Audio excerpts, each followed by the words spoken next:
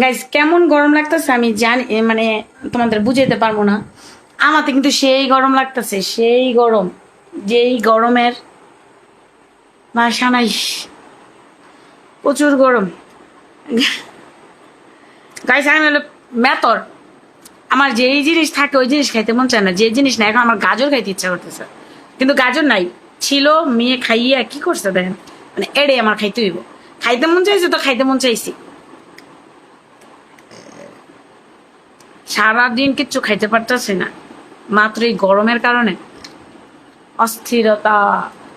Guys এই যে দেখো এটি কি দিয়ে রাখছি, এই যে আমগো লাইলা আপু আছে না, আমগো লাইলা আপু, মামুনের লাইলা, যে যেটাই কও, ওই যে পর্দার ভিতরে দেখছো না কি জিনিস দিয়ে রাখছে, খেপা বালিশ কেন দিছে জানো? হ্যাঁ তোমাদের বুঝাইতে পারে নাই, কারণ আমরা তো স্টাইলিন পর্দা লাগাই, আর হেরা তো আরো বড় লোক, আর আরো দামি পর্দা লাগায়।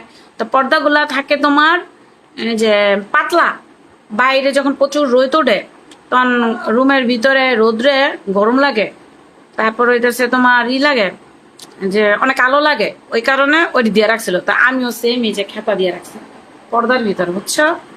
হ্যাঁ বুঝাইতে পারে না, আমি বুঝাই দিলাম।